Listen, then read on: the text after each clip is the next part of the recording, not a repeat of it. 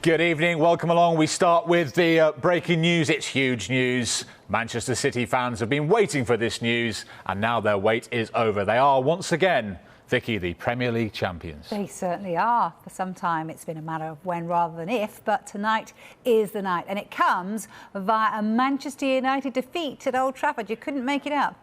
So here it is, City 10 points clear of their oldest rivals with 3 games yet to play. The Premier League title secured, to add to the League Cup, of course, and of course the Champions League final against Chelsea is still to come. They've been outstanding all season, Jim, and the quadruple was always going to be a big ask.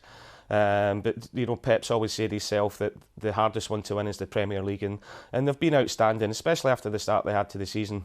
Where people were saying that Pep had lost it at Manchester City, were going backwards. To go on that run of 22 wins in the Premier League, completely blew everybody away.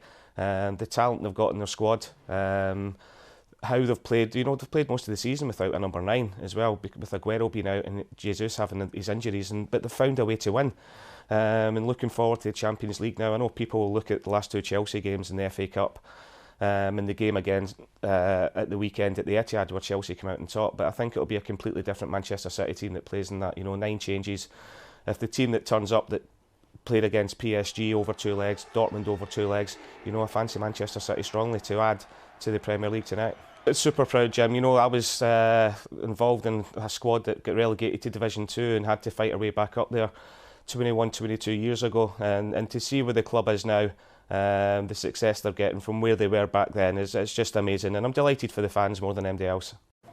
So it's another league title for Pep then, a 3rd in England, matching his spells in Spain and Germany, so 9 league titles in total. He won his 9th domestic cup when Manchester City won the League Cup this season, but his focus, of course, will be now on winning the Champions League for the 3rd time in his career.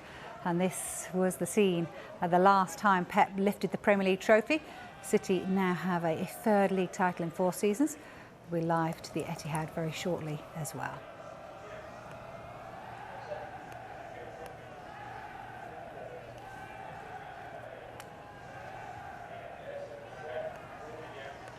Morrison and Darren Bent. It's been an extraordinary season in so many ways. Manchester City have been the team to beat since probably about November, Clinton. Yeah, thoroughly deserve it. To be fair, they've had problems during the seasons where they picked up injuries, but other players have contributed. The whole squad have contributed. It's been an outstanding season for Man City, and they thoroughly deserve to be the Premier League champions. I mean, there have been extraordinary circumstances this season, and because of that, Pep Guardiola has hinted that this could be one of his best achievements and one of the players' best achievements. Of course, I mean, they've had a lot to deal with in terms of, we had the whole COVID situation, no supporters in the stadium, having to stay focused. But they've managed it really, really well. Now, listen, we are talking about Manchester City, where, yes, the players have remained focused, but, it's like if Sterling is injured, they bring in Mahrez. Obviously, we spoke about Laporte not playing a part this season. They've got Stones and Diaz. So their squad is exceptional, but you have to say they've managed all the expectations this season. There was a time where pretty much everybody wrote them off. I think it was after the Leicester game, they got beat 5-2 at the Etihad. Everyone said, that's them. Diaz came in and it completely changed their lives. And to be fair, they've been superb this season and they thoroughly deserve to be Premier League champions.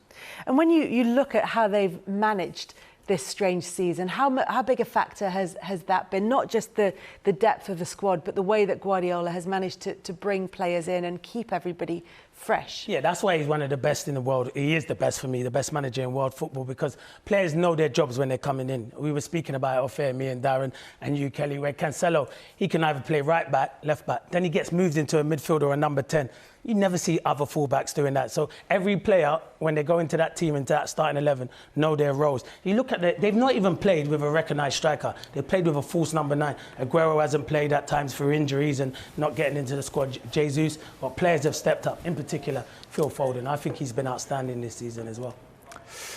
So City are champions again because Manchester United lost at Old Trafford to Leicester. Ole Gunnar Solskjaer made 10 changes to his team, including Premier League debuts for Ahmed Traore and Anthony Elanga.